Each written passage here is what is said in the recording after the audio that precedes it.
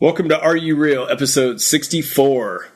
Whoa, I am untouchable in these shadows, watching arrows fly through me like a ghost. I am invincible, I won't let go, like an anchor holding on to my soul. Hey, Roar Nation, hope you enjoyed that new clip by our past guest, Jeremy Shuck, also known as Remy Shuck.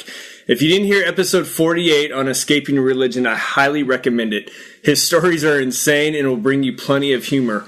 His full-length album, Criminal Records, drops worldwide 9/22.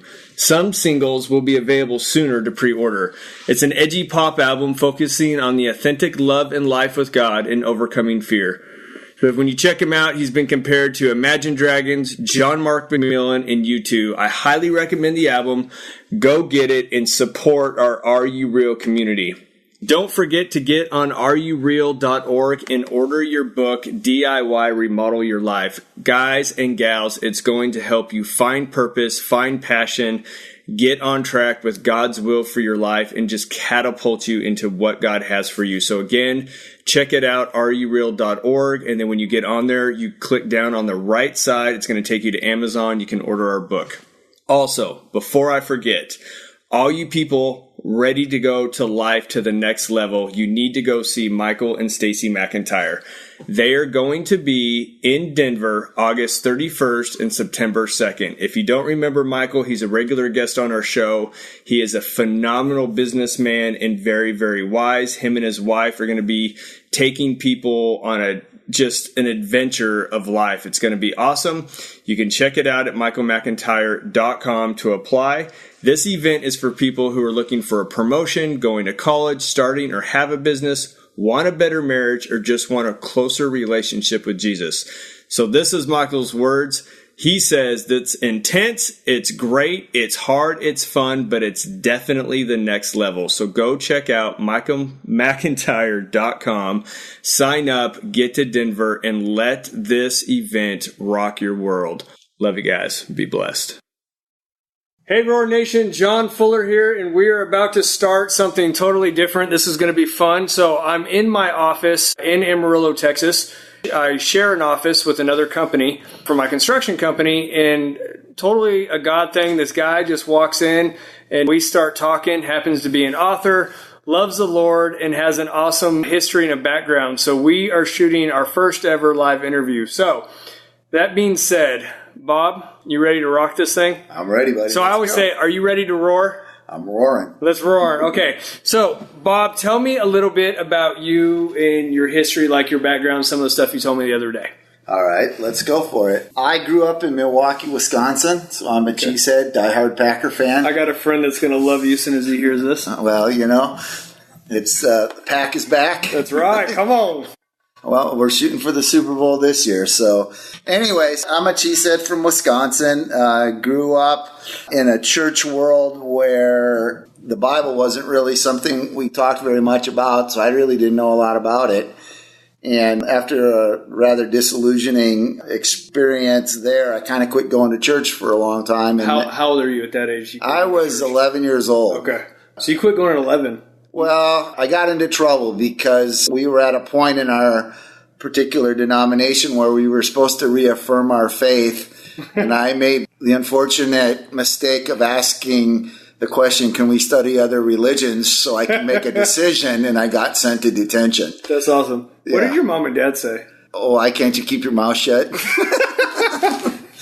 Yeah, I was that kid that always asked why, you know. Yes, totally. I mean, I was just insatiably curious. Right. I wanted to understand, and nobody wanted to answer questions. They just wanted to tell you how to think. Yeah. And so I ended up getting a lot of trouble. I ended up not going to church for a very long time.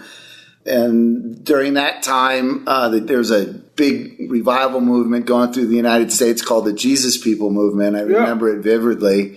I'm of that generation. Was that on the tail end, or were you part of that? Well, this was 1975, okay. So I would say I was in the middle of it. I think it started in the late 60s, early 70s. So I was one of the younger ones. Okay. I wasn't even born yet. My whole decision to kind of dedicate my life to serving God didn't actually happen in a church or anything. I had already heard it all. Okay. The issue for me was more, did I want to do it? Yeah. And finally, one night, God and I had a rather intense conversation where I finally said, all right, I'll do this. So, back up a little bit. So, did you feel like a pulling, like were you hearing God's voice at that point, and like you just felt it? And you were I remember hearing this voice questioning, why are you running from what you know to be true? That's good. So for me, it was never, it wasn't ignorance, it was stubbornness. In other words, my issue at that particular point was I wanted to be independent. I didn't want somebody running my life. I wanted to do it my way. Dude, I'm so glad you said that. So I had that same view. So would you say most people have the view like, okay, the way church explains it, if I give my life to God, I don't have one. I don't have one. He's going to run it. He's going to tell me what to do, and life's going to suck. And am I willing to surrender to that? Right? And be a dork. Yes, and be a dork. Okay. Totally misleading. Yeah, totally misunderstood. So anyway, I told him this, though. I said, I'll serve you. I don't have a clue what that looks like. I just don't want to be like one of those guys on television. You know what I mean? So I'll do whatever it is. Spit, shout, holler. But I didn't have a frame of reference. I had no paradigm. I didn't have a clue. So I talked to somebody who said, you need to go meet with a minister. And I said, why? And they said, well, because you obviously don't know what to do next, and they'll tell you because they know, they talk to God. And I went, oh, okay. So the next day I was introduced to a guy. We started talking, and about halfway through the conversation, he said to me, young man, you have a calling on your life. Like Jesus calls me, like a dial-up? Well, I didn't know. I had never heard the word. I was thinking pig calls or, He's going to page me? Like, what is he going to do? Is he going to, ring my phone? And I was clueless. I was absolutely clueless. I had no idea what that meant. It was just not a terminology that I'd been used to. So I had this rather puzzled look on my face, and I just said to him, I don't understand. What does that mean? Yeah. And he kind of looked at me like, you stupid idiot, but, rather condescending, and said, what means you go in the ministry? Yeah. Well, I'd come from a Catholic background. Yeah. And ministry for me meant priest and no sex. So that was that. I'm out, dude. Game over. I'm done. I'm going to do that. So but it ain't my deal. And so he said to me, he started laughing. He goes, no. On our side of the equation, that's not, you can get married and all that. And I went, oh, good. So I said, I still don't understand. Like, what do I do? Like, what does ministry mean? Does it mean like I'm a holy man? Like, am I Gandhi or, Martin Luther King or what? I mean, what am I? What does that mean? He goes, well, you got two choices. You get to be a pastor or a missionary. So without realizing it, in hindsight, I understand the fact that I was given a paradigm. My very first experience as a new Christian was a paradigm or an equation, if you want to call it that, that calling equals ministry, ministry equals pastor or missionary. Yeah. So I was like, okay, so how do I follow this equation? Well, if I'm going to go into ministry, I don't know anything, I got to go to school. Yeah. So they sent me off to Bible school. And off to Bible school I went, and it was a great experience. Did you learn a lot? I did. It was kind of embarrassing, though. My first day at Bible school, they asked us to turn to Luke 10. Well, I didn't even know where Luke was. Huh. And then is that in the Bible? Well, the first book I actually read as a Christian was Ecclesiastes, and the reason was I was flipping through there, and I thought, I can't even pronounce this word. Yeah, so this must be a cool thing. And when I read it, of course, it was the experience of my life. Yeah. It was kind of the thing that actually drove me to God, was this sort of emptiness in life that Solomon talks about. So anyway, so here it is. They're telling us to turn to Luke 10. The guy next to me helps me find it. I open it up, and it says, Good Samaritan. Well, I had heard that story all my life as a little kid. And that was like my favorite story in the Bible. So very innocently, I go, oh my God, that's in the Bible. And I just hear all these kids laughing behind me. And they're just like laughing. And then I realized over the course of a few weeks, I was the only kid at the whole school that didn't grow up in this, evangelical Christian home. Yeah.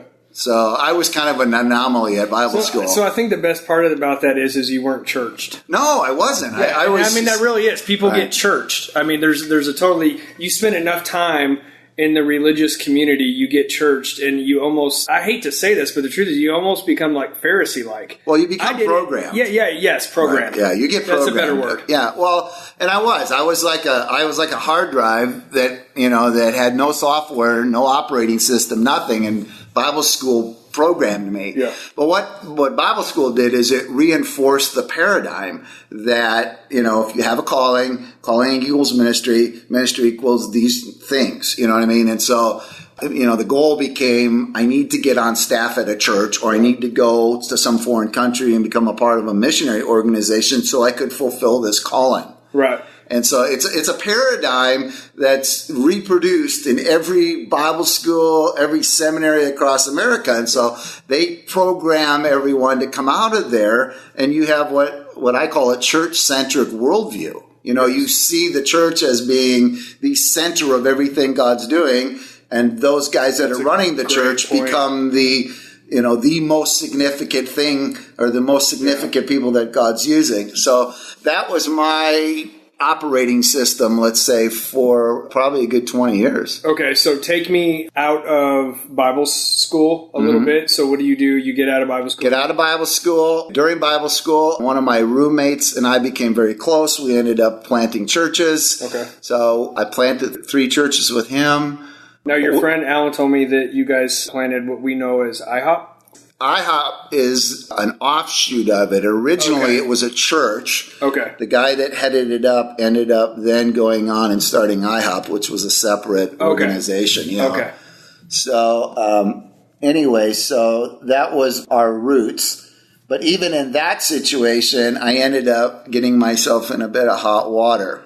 Nice. And the reason is at that particular point, we still had a very narcissistic worldview that we were at the center of God's universe. Yeah. You know what I mean? You were it? We were it. Yeah. We were the elite. How old are you at that point? 25. Okay, yeah. You know what I mean? I'm it. Yes. I'm feeling very, very good very about confident about yourself and your calling. Everything. Yes. I'm the guy. Yeah. And what ended up happening one morning, we were I was up on the stage, and I had my eyes closed. We were singing, and I felt this little voice inside of me go, "Open your eyes and tell me what you see."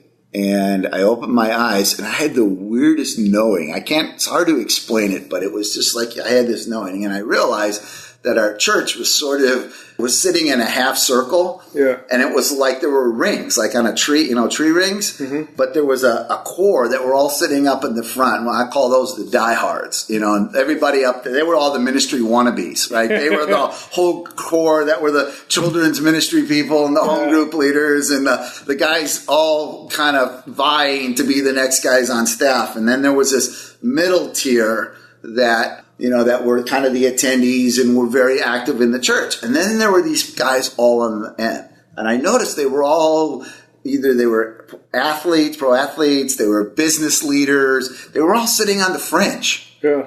And I heard this little voice say to me, "Those are my Josephs. They're actually central to everything that I'm doing. My heart's with them. Go find them." That's powerful. Well, I didn't understand it, though. Right. That's the problem. It's like, huh? Yeah. And I hate those moments. That's earlier, before we started the interview, I was telling you about like my moment. You have those moments and you're like, but what does that mean? Right. Well, for me, it was a collision of paradigms, right? Because in that moment, I'm thinking I'm at the center of everything. Yeah. I'm hearing something that says that these guys are really important at the center of everything. Well, how are we both at the center of everything when they're secular, right? They're out there in the world. Isn't that almost God's like they're in Babylon, right? It's God's nice way of like slapping you in the face without actually saying you're not. It's confusing. It was sort of like getting kicked in the solar plexus in that it took my breath away because it disoriented me. Right. I was running so intently in one direction, and it was like I just got hip checked into a wall.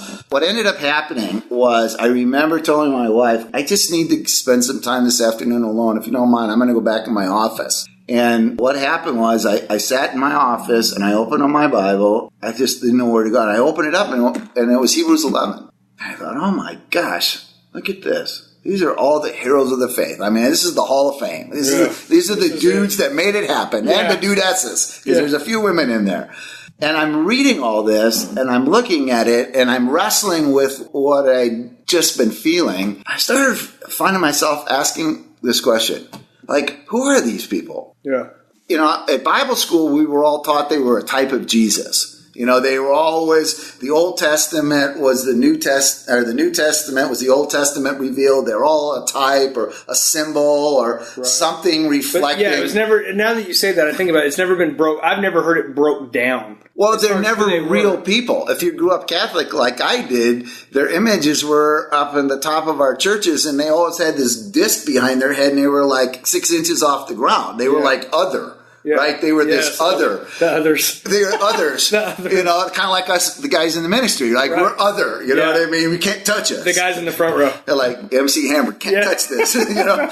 And so it was like, yeah, other. Well, so I'm looking at this, and I'm remembering that all through Bible school and everything I've ever been heard, these are the others. Right. These are the elite guys that are all in the ministry. Right? And then I started looking at it closer, and I'm thinking, wait a minute here. And I started on a journey that took me about 6 months, and I started researching and looking. And I'm realizing, oh my gosh, these are real people. Isn't that funny how we say these are real people that exist? They're real. Like, you know, so let's just take Abraham, right? Okay. So like Abraham, when you ask people, you go, okay, who's Abraham? You just say he's a father of the faith. Right, he's the father of the faith, right? So how did that happen, right? Well, he's really the father of the Hebrew people, technically. Okay. Right? He's the father. Well, how did that happen? Really simple. He had sex with his wife. Yeah. Okay, you know what I mean? It's like, it wasn't like anything special he did. Right. He just was a father. Like he did the natural thing that all fathers do. Right. So he procreated, and that's how he became the father, right? Yeah. What else is he famous for? He screwed that up, too. Yeah, don't we all? Isn't that the story of the Bible? So he does that, and then we hear this moment where God asks him about his son, Right. Well, that, takes a half a day, right? And so when you start all the things that we talk about Abraham that identify who Abraham is to us and what makes him all special, what take up 24 hours of his life. The guy lived 175 years. Yeah. So my question was, well, what did he do the other 175 years and 364 days? Yeah. And you know what he did? He was a cattle rancher. Yeah. He was a businessman. He was a business guy. Yeah. Like, I tell people this all the time. I go, if Abraham lived today, he'd be driving 50,000 head of cattle in Texas, right? He'd be driving a pickup truck with a gun rack. He could be Texan. Well, I've got a book coming out, hopefully next year. And one of the things I point out in the book is if you really want to understand Abraham's family, all you have to do is go back to the 1980s television show Dallas. Oh my gosh, yeah. Right? You got Mr. Ewing, Mrs. Ewing, Lot is JR, the troubled nephew that gets always in trouble. I mean, Abraham spends all his life sorting out messes, making messes and sorting them out. I mean, his life is complete chaos. His family's totally dysfunctional. Like us. Right? Just like us. So one of the things that's happened to me over the years is that I began to develop a whole different teaching, some insight into a whole different direction outside of ministry. And so what I'm trying to get people to understand is that I'm not against ministry and I'm not against the church, because I think they're both really crucial to what God's doing. They're crucial. What I'm trying to get people to understand is that's actually the smaller piece of a much bigger picture that God's after. And that some of the most influential people in history, some of the most godly men in history, were never on staff at any church anywhere. Right. And I think one of the things that happens is when you get into that institutional church world, you get caught up into a paradigm that's very narrow focused. And we tend to end up driving everybody in, not realizing that what God's heart is actually to drive everybody out. Yes. To push everybody, yes. Yeah, church is trying to bring people in, right, when really we should be building them up and their gifts, their talents, and sending them back out. Sending them out and say, go do your thing. Okay, so at some point you mentioned you got yourself in trouble, and I just remember from a conversation yesterday. So you have this paradigm shift. You're asking a lot of questions at this point. I'm assuming, I think you're on staff. Yes. Right? Okay. Oh, yeah. So you're asking questions. You're on staff.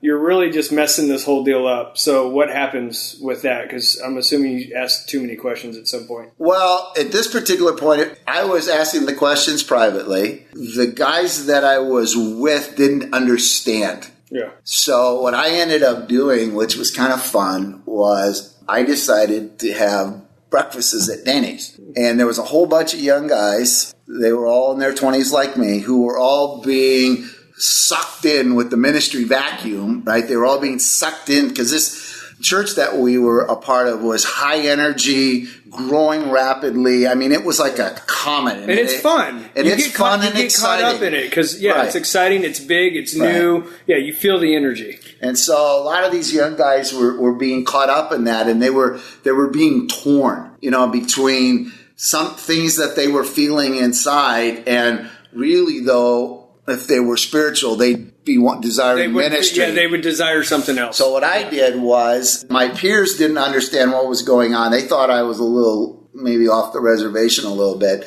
But so what I did was, I started meeting with them at breakfasts at Denny's. Yeah. And so what we would do to get a dozen guys, 10, 12 guys every morning, we go to Denny's, and I just started sharing with them the stuff that I was seeing. I literally started in Genesis and went back all the way through my Bible and looked at it from a very different paradigm. In other words, the minute you read the Bible from a non-ministry, non-church sort of lens, right? You just move over here. You begin to see so many things you never saw before. And you begin to realize that God's as active out there in the place we're not supposed to be. So, amen. So one of the things that I guess there are two underlying tenets of what I do are, most of what God does happens outside of church and through people not in the ministry. And the second thing is every one of them is broken and dysfunctional. Amen. Like, there is no group of people out there that God's using that got it together. There's not another Jesus. No. Everybody's families are screwed up. Everybody's struggling. Everybody's doing the best they can with what they've got. And so there's this, I think one of the things that concerns me deeply is because of a lot of the paradigms in the church world and the need to have this sort of idyllic spirituality. I think a lot of people feel a great deal of pressure when they go to church to kind of be something that they're not. Oh, I think everybody does. I mean, how many times have you heard, if I walk through those doors, lightning's going to strike? Yeah. Because that's the mentality that I think so many churches, and I was there at one point in my early 20s, where you have this religious mindset, like, I'm better than X, Y, and Z. So people that are new, that don't have their crap together, like me, that walk in, are like, man, I don't add up. I don't fit in. Well, most of the guys that I meet with, in my world, has been primarily business executives, pro athletes, arts and entertainment, and geopolitical. And every one of them, in one form or another, basically asked me the same thing, which is, what the hell's going on out here? In other words, I don't understand. It's like, I love God. Yeah. I feel God's hand on my life. I mean, I can show you specific situations where I know God intervened. Right. But when I go to church, I feel like I'm less than. Yeah. Like, it's like everything that I'm doing, the only thing that matters is I can give a guilt offering on Sunday, to appease, God because of my pursuit of carnal mammon, what I mean? And so I go there on Sunday and I manipulate it into giving because I'm a bad guy. And so what I really feel bad about is there's a lot of people out there that feel like they're being forced into hypocrisy. It's like there's you used to have that term, put your Sunday best on. Remember, put your Sunday, get the suit and tie and look good. Well, I think a lot of people actually, that's a real thing. Like people actually try to look good for Sunday. Put your best face on. Exactly. And then Monday comes, and I got to go back out there in the real world, and it's hell. Yeah. And that's the truth. Right? I'm dealing with unscrupulous people. I'm dealing with, this is ugly out here, And then I got to turn around and then go home at night and then be dad. And a lot of the guys tell me they feel a bit like they have multiple personality disorder. How do you think, and I totally agree with you, how do you think we change that as Christians? So, our listeners range from young to old, and I think some people are coming into this. Some of, like us, have come out of this. Mm-hmm. As Christians, though, living in the real world, not in the church world, how do we change? Well, I think one of the first things we got to do is we have to realize that the secular-sacred divide that institutional religion has created is a false paradigm. In other words, when God looks at it, it's all His. Right. All things are created through Him. Right. In Him. There was when Christianity was first being birthed, there was a whole philosophy called Gnosticism. And it's something that even in the book of Revelations it talks about. And the philosophy behind Gnosticism was that everything that's physical is evil and everything that is spiritual is good. That's not even scriptural. Well, and that's one of the things that crept in. Automatically, I go back to Genesis. I'm like, He spoke it; it became. Well, physical. This is one of the things that, like you said, the author to Revelations talks about this and about the fact how evil this is. But what's sad about it is that's still crept in. I mean, there's pieces of it that still creep into our thinking that this is holy and this is secular, as though there's this divide, like somehow, it's good and evil. Right. Think about how many times you've been told, get out of Egypt, get out of Babylon, right? There's all these cliches. We're in the world, Except for, wait a minute, didn't God send Joseph into Egypt? Yeah. Didn't He send Daniel? Not even just send them in, though. Think about what He did to save them. That's right. So they were a pagan nation. And He saved them. He sends somebody to save a nation that was technically, quote-unquote, pagan. Right. Yeah. I really think that that for a lot of people, they have a very small God.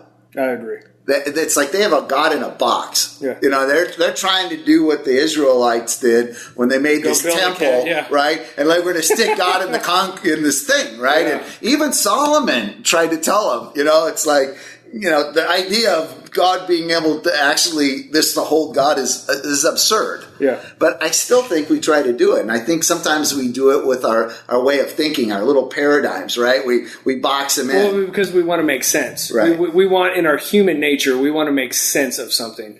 And I think even that goes back to, you're talking about the Israelites and stuff, like even making the calf when they do at the bottom of the mountain, because you want something physical to make sense. And when it doesn't make sense to us and it's spiritual, we panic internally. And what is God doing? Right. So we almost want a marker in the road per se, or something to go back to. So I think often we want a God we can control. I think. You know what I mean? I mean, it's sad in a way. One of the things that concerns me deeply is the way Christianity has sort of devolved into this formulaic sort of mentality. It's like if you go look at so many of the top-selling Christian books, they're all how-tos. Right. And the two sides of the equation are, I want something and God can give it to me. And if I do these things, this is how I'm going to get it. And what's scary, what bothers me is that in my lifetime, it's completely switched. It used to became Christians to serve God, and we laid our lives down for Him. The whole thing is turned around now to it's all about us and what God's going to do for us. Yeah. And that's happened in a generation. And there's a sort of a cultural narcissism that's infiltrated the church, and it's gotten to the point now that narcissism has become formulaic. And so if we do these 5 steps, God's going to bless us. Yeah. And then when everybody has a meltdown when the 5 steps don't work, and either it's your fault because you don't have enough faith, or God doesn't love you, or what I mean. And it's never the fact that maybe God doesn't fit in your nice, neat, tiny little formula. In your top 5 checkbox. Whose fault is it? It's all It's all, we always want to know, who do we blame? Right. That's awesome. So tell me a little bit. We're going back to the life journey. So we just hit 2 polar opposites, like where you're at, where you started. So just take me into the trajectory of going in the direction where you're at now, because somewhere you had to make a radical shift in church, what you're thinking. There had to be like a fork in the road. It was left or right. Well, I ended up finding myself unsure of which way to go. I realized my ministry colleagues kind of thought me to be eccentric and were a little bit confused. So I ended up going back into the business world. In the 1990s, I actually ran a Christian record company. And that was sort of in the middle. Really? Yeah. Who'd you... We called it Seventh Time Music. Okay. We did a lot of contemporary Christian worship music. Is there some bands or some people? Well, there was kind of the driving force was a guy by the name of Kevin Prosh, who actually lived here in Amarillo for a while. Okay. And but what we were doing was we were contemporizing Christian worship music. And then what we were doing is we were one of the first people to actually take it out into the clubs. Okay. And it was kind of interesting. And we do it the other way. I remember we would be doing these worship concerts, and then in the middle of the worship concert, we would kick into Van Morrison's Brown Eyed Girl. And it was fascinating. Yeah. Because all the sort of Pharisaical, self-righteous religious people would all have a meltdown, and all the people that were caught up in the moment, they just kept on going. It was just like, and one of the things... You know what's funny about that is if you have a religious spirit on you, and I'm sorry, people just get it, if you're in that moment and you get that offended... You really need to check your heart because you automatically, like, I can see it now. Yeah. The minute it happens, I'm like, oh man, they just need to get set free. Well, again, it gets back to those paradigms, right? It gets back to these little formulas. We don't, and one of the chapters that I have in my book coming out will be God is speaking through the music. And I think all of us can think back of moments in our life where songs we heard on the radio had profound spiritual meaning to us. Huge, yeah. Right? And it didn't come through church. It didn't come through some Christian artist, even though the artist on the radio might have been a Christian, right? We didn't ever think about it in that terms. Yeah. We, again, got in a box. It's got to come through this way. Yeah.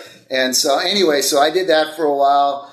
And then I've been in the business world the whole time as I've been doing this. There's been this constant life coaching thing that's happened in the background. And the reason it stayed in the background is there was no place, there was no institutional religious context that wanted or understood what I was doing. Okay. And so I ended up finding myself, I feel terrible like saying this because it's going to sound really sacrilegious, but I felt like Jesus with Nicodemus. Like my life was all these guys coming, going, hey, a friend told me that you could help me.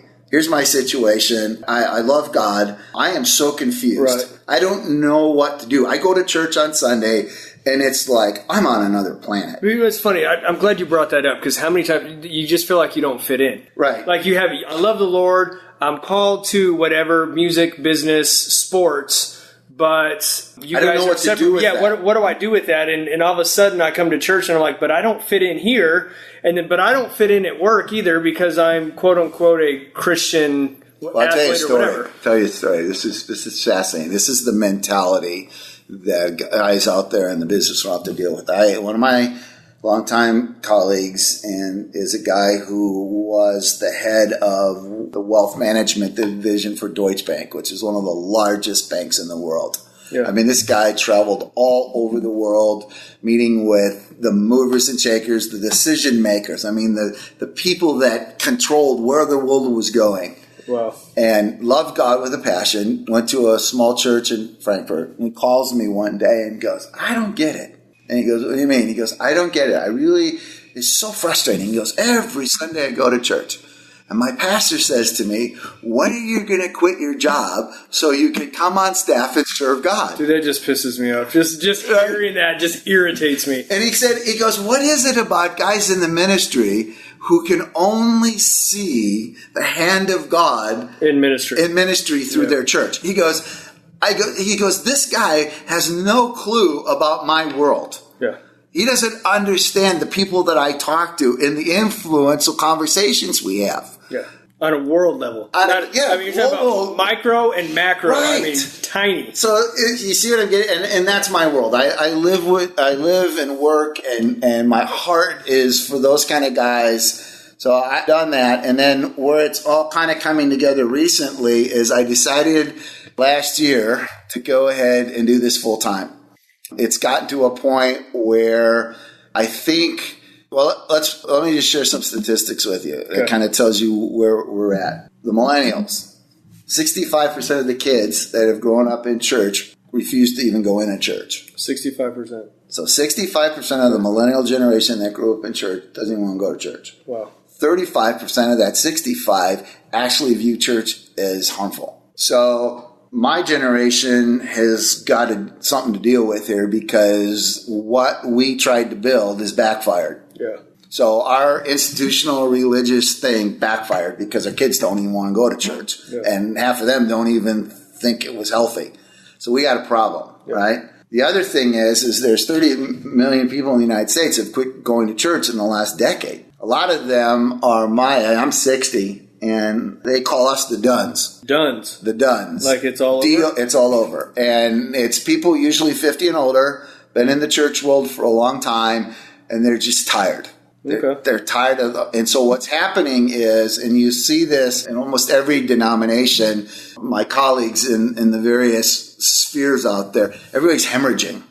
I mean, you don't hear a lot about it. One place you can go to get a lot of these statistics is a guy by the name of George Barna. George Barna is sort of the foremost researcher on what's going on in the Christian community. And if you go to their website, they just have oodles of information. And they're the ones that have actually done a lot of research on this. So what's happening is that there's a huge disillusionment right now. So the Duns are going, wait a minute, we signed up and we really didn't get out of it what we thought we were going to get out of it. Yeah. And what the Duns are doing, which has been fascinating, is they've been tracking them. And the Duns are basically... It's not that they don't go to church. They actually get together with their friends on a Friday or Saturday night, serve wine, and talk about what God's doing in their lives. Like it's relational. It's like they don't want to be preached at anymore. No more show. I don't want to go to church. Heard all the stories. They've heard all the stories. They don't want to get served coffee anymore. It's just like, can I just be with a group of people that I know, that have walked life out? We know each other. We've seen each other's warts. We just want to have honest, transparent conversation about our journey with God without any pressure. And so that's the Duns, and the millennials just won't even go in a church. And so it's a crisis. We're in the middle of a crisis right now.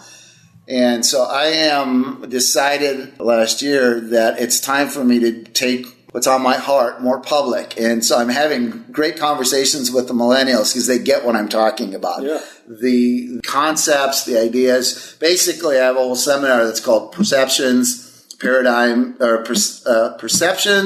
Perspectives, and Paradigms. And I talk about how we got to where we see what we see, we think what we think, and we do what we do. There's a reason why all that happens. And our lens is the way we see things. Yes, and it's not always because of the decisions that you think you're making. There are other influences that form all that. And so when I talk to the millennials, of course, they're very reactionary, but it's because they don't want God in a box. Right? They want a God that's going to change the world. Yeah. And they're very socially conscious. So it's like, if our church isn't like changing the world, I don't really care. Like, I don't really want to build a bigger church. Yeah. I want to help the poor. That's funny you say that. So check this out. So I'm driving down the road last night with my son, and he's like, Dad, I played college football on scholarship and stuff. And he felt like this, he feels this pressure to play ball. And he's like, I said, do you like it? And he's like, not really. And I'm just trying to pick him. And he said, would you be mad at me if I didn't play? I said, not at all, man. If that's not your thing, it's not your thing. I want you to find your thing and do it. And he it almost like I could see the weight just lifted off him. And I said, well, what do you want to do? He's 14. He said, I want a business. Wow. But I don't know what kind of business, but I want a business. I don't know what to do yet. And we're trying to talk to somebody else. He goes, but I just don't want any kind of business. He said, I want a business that changes the world, that helps people. Right. And it wasn't, he said, I want to make money. It was about what he could do in the world. Right. Versus, and that's that generation. It's like, I don't care about the money. I don't care about the church. What are you guys doing? I want to change the world. Are you guys part of the world? Are you guys going to change the world? Then I'm in. Yeah. But if not, It's not my thing. Well, there's great stories that I like to talk about in some of the seminars. Just give you one story for instance, but if you go back and ask people in the church world, especially in the ministry world, if they know who Charles Finney is, everybody knows who he is because he's this famous revivalist. Right. He's a big preacher, got a lot of people saved. If you ask them who Edward and Louis Tappan is, they wouldn't have a clue. You got me. Exactly. So let me tell you about the Tappan brothers. The Tappan brothers were out of Massachusetts. They moved to New York. They were business guys, and they got into the silk industry. Well, at the time, New York was very corrupt, and they decided that they weren't going to do business that way, so they came up with a concept that was called one price for all. So they advertised their price, and they stuck to it. Yeah. Well, guess what? Everybody wanted to do business with them because they had integrity. Yeah. Right? Everybody knew what they were doing. Anyways, they became multimillionaires. Well, what they began to do is get more and more involved in social issues. So they formed what they called the Association of Gentlemen, and they recruited other business guys at the same time to be a part of this. The combination of these business guys and what they were doing, everything from helping get women out of prostitution. There was a point where they were talking about 25% of all the women in New York were actually prostitutes. Wow. That's how bad it was. Alcoholism. Some of them were into world peace. There was all kinds of different issues that they were working on. The combined budget of the Association of Gentlemen was larger than the federal budget. I know, it's mind-boggling, right? So, but I give you for instance, some interesting stories that people would identify with. So the Tappans decide they're going to get some Bible schools going, but they want to train not only ministry guys, but they want to train ministry guys that are going to be socially proactive. Okay. And their big issue is they're abolitionists. They want to get rid of slavery. Okay? So what happens is they help fund a place called Lane Seminary. Lane Seminary was in Cincinnati, and if you understand how the West developed, is everybody came down the whole Ohio River from the east, and Cincinnati was right on the river, and so anyways, that was the frontier. Well, Lane, the guy that they put in charge of Lane Seminary was one of their pastor friends from the East Coast, and he brought his whole family out there. He had a daughter named Harriet. Harriet was about 20 years old at the time, and anyway, she joined a club, and a writing club at the university, and she met a guy there who was a professor. And anyways, she ends up writing a book, and this book is called Uncle Tom's Cabin. Okay? Yeah. So, but Uncle Tom's Cabin originally wasn't published as a book. It was published as weekly articles, and then later compiled in a book. Like a blog post. Right. This is considered to this day, the single most influential book in American history. Wow. And it was written by the daughter of, the president of the school, who married one of the professors there. Sure. I mean, when Abraham Lincoln ended up meeting her, he goes, "Oh, you're the little woman that started this dang war." Wow. But they That's also then built another university up in northern Ohio called Oberlin University, and they sent Charles Finney out there to be the president of it. And it was all abolitionists, people like that. They graduated the second woman ever in the whole United States with a degree. So they gave women the right to earn an education, which was unheard of. So they were everyday people, Right. changing and shifting culture, Right. but they weren't pastors. They were just business guys. Everyday people. They graduated the first black man to get a degree came from Oberlin College. Really? Yes. Dude, that's awesome. I mean, these guys were so far ahead of the curve. Yeah. And you know why they ended up doing it? It's because they tried to do it through the institutional church world, and they couldn't do it. Yeah. They actually, funny enough, came up with this concept called pilgrim churches. And what happened back in the day was the way churches set up, there was no tithes and offerings. You paid a pew tax. So you had these churches, right? This is my pew? Yeah. Okay. And so the rich people got all the pews up in front, right? Gosh. Well, guess what? The poor people either couldn't come or they got stuck up in the balcony. Well, Lewis Tappan... This is history. Yeah. So Lewis Tappan builds a church for Finney down... It's called Broadway Tabernacle. It's down right in the middle of New York. Yeah. They actually built... Have you ever seen the movie Gangs of New York? I think so. Yeah, it's got Daniel Day-Lewis in it, Leonardo DiCaprio, and it's all about the violence at the 5 Points, which is where 5 neighborhoods all came together, and it was this gang. They built the church right in the middle of this, one of these pilgrim churches, right? And they actually did away with the pew tax because their whole thing was, we need to get poor people in here. Yeah. Right? In fact, there's a story that one day Lewis comes into the Broadway Tabernacle, and Finney had put all the black people up in the balcony.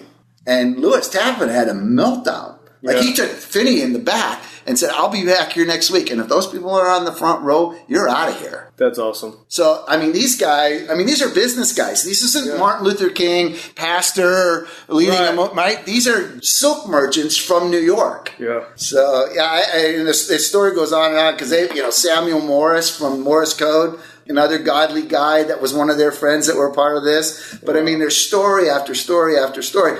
These were Christian business guys that actually changed America. Wow. Those are the stories that we don't hear about in church. We hear about the faith and think, I have to get into. Well, you hear about all the revivalists. You hear about D.L. Moody. And Finney and you know who you don't hear about? Cyrus McCormick. You see, Cyrus McCormick was the money guy behind D.L. Moody. Wow. Cyrus McCormick was the guy that you wouldn't even international harvester, right?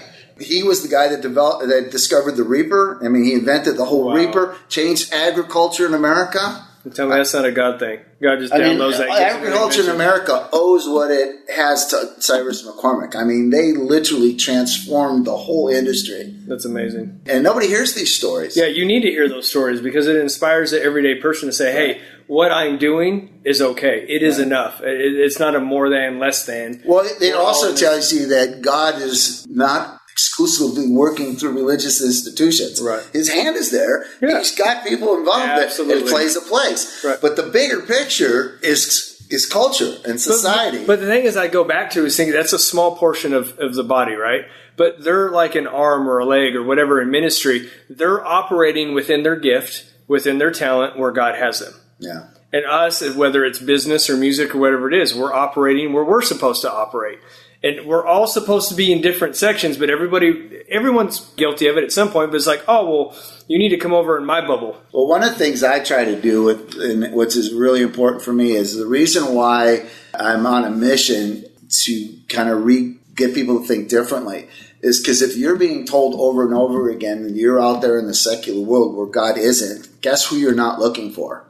I would say not looking for God, man. Right? God. He's not out there. Because he's not there. So right? He's over here with the holy people. Right? He's over there at the holy place with the holy people. And yet, when you go back and you read the Bible and you go through it all, you begin to realize that that's actually a false paradigm. Dude, talk about an internal struggle that you would have constantly. Just thinking about I'm out here, God's over there, so he must not love me or be with me because I'm doing X, Y, or Z. I did it. I struggled with it for years in business. Sure. I thought. You're caught up in this false paradigm. This is secular. This is sacred. Doesn't exist. That doesn't exist. Yeah. Not in God's idea. Yeah. It's all His. It's like a hologram that we've made up, and someone needs to go turn off the projector. I write a blog on my website. And I've been talking a lot about Joseph, really, because he's sort of the patron saint of a lot of what I'm talking about.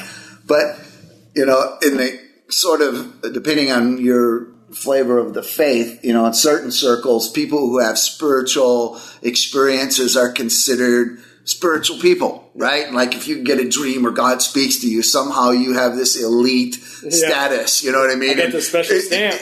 We have this, everything's stratified in the Christian world, you know what I mean? It's like, right? And I've always been mystified by this because who is God speaking to at the time of Joseph? Speaking to Joseph, or just... Yes, but who did he first speak to? Pharaoh. Oh, yeah. Okay. All right? Yeah. In other words, here God is talking to the pagan king. You know how many times in the Bible this happens? Yeah. Right? So wait a minute here. So how does that work? If God speaks to the elite... Right. What is... See, and again, these are all these really sort of weird little religious traps that would really jack some people's theology because they'd say, well, God can't speak to you if you're not saved. That would really, I mean, that really. But even if they don't even have that theology, they sort of have that assumption. It's like we have these little, and it's like, and I don't think people have ever stopped and really thought about it. It's like, why do I even think that way? Right. So, as we were talking the other day, it's like we have to be really careful here because, you see what happened to the Jewish people, from the time of their exile when they got taken into Babylon all the way till the time of Jesus. Their religious leaders spent so much time going through the prophetic words and all that, coming up with a whole idea of this Messiah, what he was going to look like, what he was going to do, right? They had the blueprint all laid out. Right. And then when God showed up, he didn't fit the blueprint. Right. So it can't be him. Yeah. You see, and this is the trap we fall into all the time, right? We have all these preconceived ideas, these blueprints in our head about what it's all supposed to be, and God could be standing right in front of us and we never see it. So one of my missions with the guys that and women, but primarily guys that I talk to, is trying to get them to put on a whole new set of glasses to be able to recognize the fact God's standing right there. Yeah. He is right in front of you. In your business. So I want to ask you this as we slowly start wrapping up the show. What do you feel like with what you do? What do you feel like your strength is in what you're doing right now? I think my biggest strength is seeing things in people that they may not see in themselves. Okay. If I could kind of define myself, I think I'm one of these guys along their pathway of life that they stop and go, hey, I need to get my bearings. Yeah. I'm in a fog or I'm lost here. I don't even know where I'm going. I mean, I thought I did, and now I don't. And what I like to do is say, no, you're actually right there. You just can't see it because you've been taught not to see it. Yeah. And so I think that's really my strength, is helping reshape their worldview, their paradigms. There's some fascinating seminars that we do trying to help them kind of look at things, because I want them to realize they're the chosen. Yeah. It's God's not favorite. The other guy. Yeah. It's you. They're God's favorite. Yes. Yeah. It's you. You're the you know what I mean? It's like me. Like me. Like my business. Yeah. Yeah. I'm the chosen one. Yeah. In fact, I one of the interesting stories is I met with a guy a few years ago who had come from the business world. And he had gone into a church and become the executive pastor. And he kind of opened up and said to me, he goes, gosh, this is like the hardest thing I've ever done. Like, I thought like going from the business world to this was going to be like easy. He goes, this is like a foreign country. Yeah. And he goes, I'm completely confused. So I said to him, I go, well, you were the head of an HR, one of the largest company in the world. Let me ask you a question. I said, if we're living in the first century and your boss came to you and said, we're starting a religious movement that's going to change the world, I want you to build me a team, who would you recruit? And he said, wow.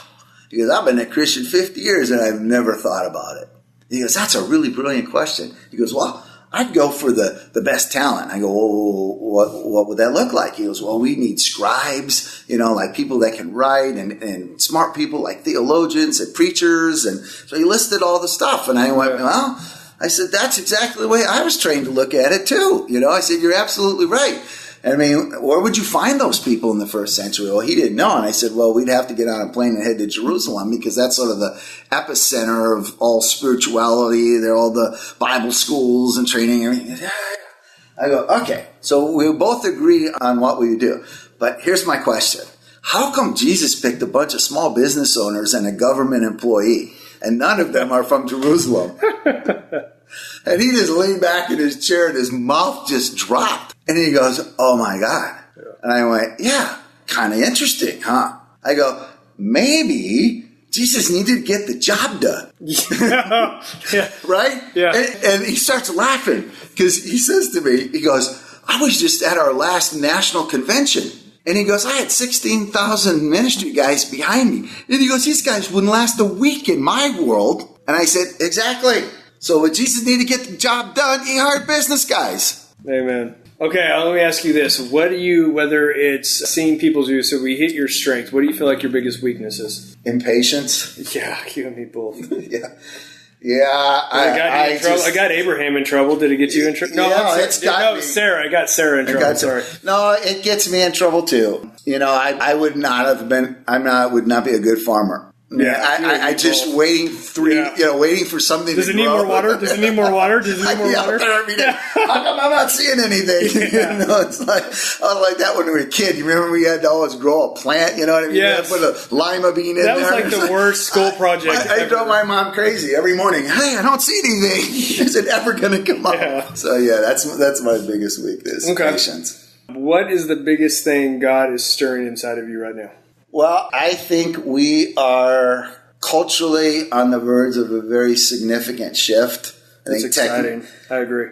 It could be scary to people, but my grandfather was a stockbroker on LaSalle Street in Chicago during the Depression, and I remember when I was about 11 or 12 years old, I went down to see him. He was in Chicago, and we were being told about how terrible it was, and people were jumping out of buildings and dying, committing suicide. And I asked him, he goes, yeah, all that's true.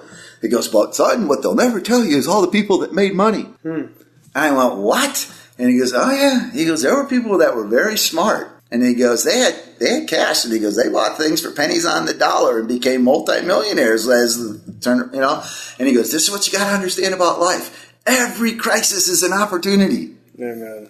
And that has stuck with me all my life. So we can, there's a lot of guys out there doing the doom and gloom stuff. Yeah. And there might be some things that get a little uncomfortable in the days ahead.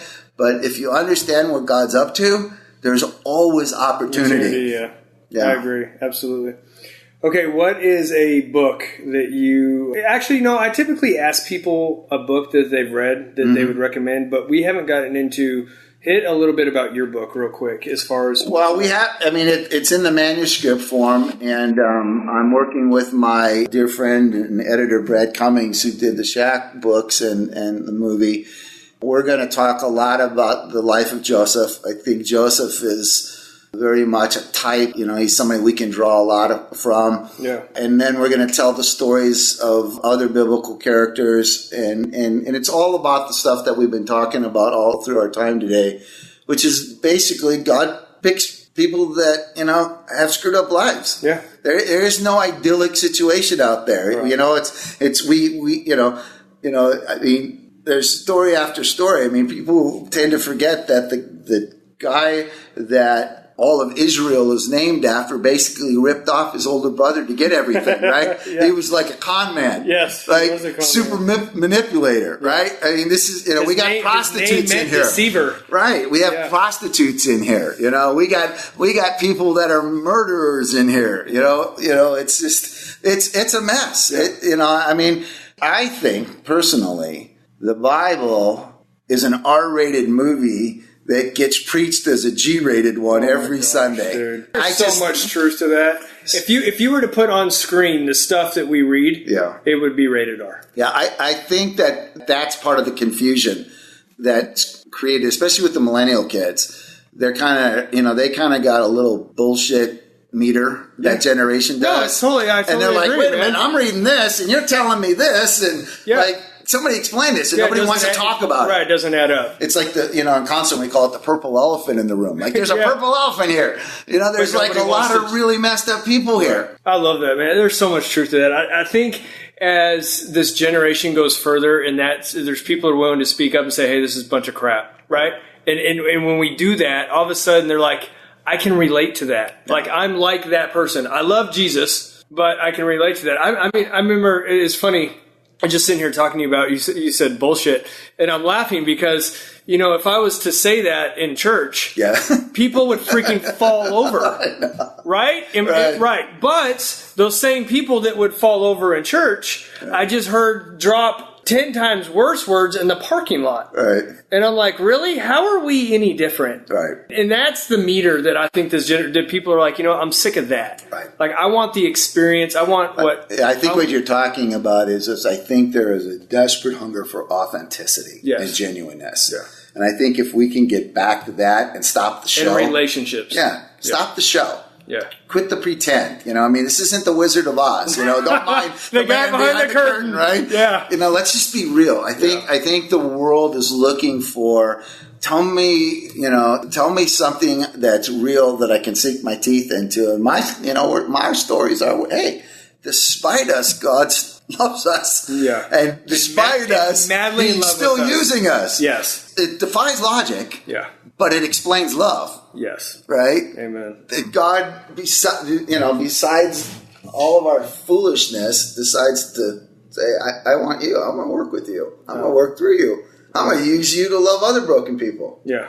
Wow. You just got to love it. I think, I hate to say this, but I think that Christianity has become so institutionalized that we've lost the simplicity of it. I think what's happened is that Christianity is actually so fundamentally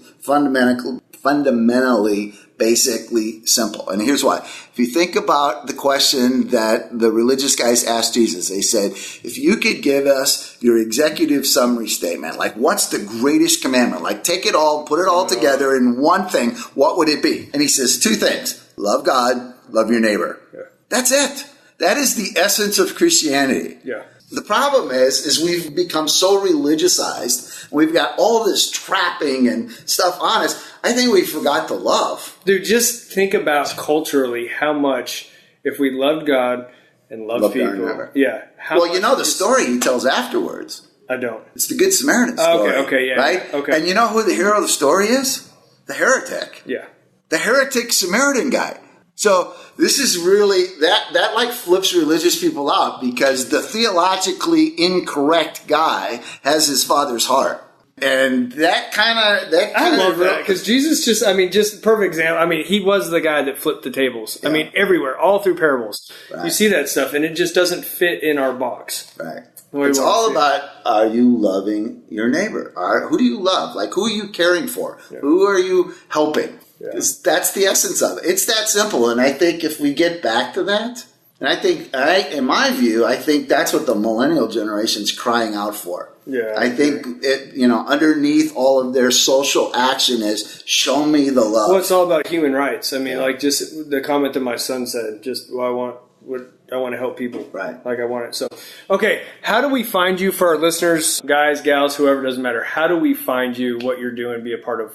Well, I have a website, which is www.jocomglobal. So JOCOM global.com. Okay. And on there, you'll see my blogs. You can sign up for them. Okay. And I send those out every couple of weeks and share some of my perspectives. Hopefully next year we'll have some books. You can email me at info@jocomglobal. Okay. If you're interested in hearing more. Yeah. Yeah. Call me. All my information's there on the website. So. Okay. Awesome. Well, guys, Joe, hold on as we wrap this up. Roar Nation, thank you guys so much for jumping in. I hope you enjoyed that. Something a little bit different than what we normally do. Go on our website, areyoureal.org, and we'll have all of Joe's information on there. You can check it out. Or Bob's information. He said Joe, so it threw me off. And you jump on there. We'll have all the links to his website, what he's doing. And guys, don't forget, DIY Remodel Your Life came out a couple weeks ago. We got it on the front page. You get chapter 1 for free. And also, if you go on our website and click on the link, take you straight to Amazon. So don't forget to check that out. Love you guys. Thank you for tuning in. Please leave a review on iTunes. And remember, be real, be authentic, and be you. God bless. That's all for this episode of Are You Real? Finding the Authentic You. Be sure to go to areyoureal.org for your free questionnaire to identify your gifts and talents and how you can use them to help people become leaders and catapult them into their destiny to help others become the leaders of tomorrow. We appreciate you spending your time with us and look forward to helping you reach out and revolutionize next time on Are You Real? Finding the Authentic You.